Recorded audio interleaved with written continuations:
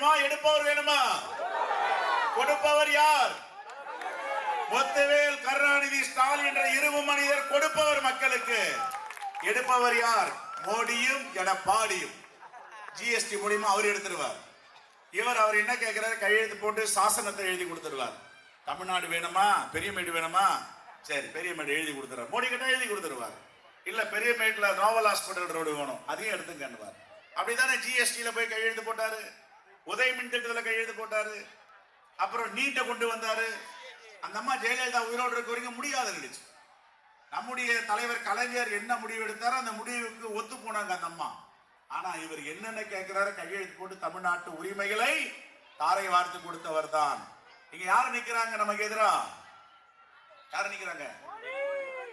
மோடி நிக்கிறார். அதிமுக அந்த கூட்டணி எல்லாம் இல்ல, எல்லாம் கிளை கழகமா கிளை கட்சியா மாறி போச்சு.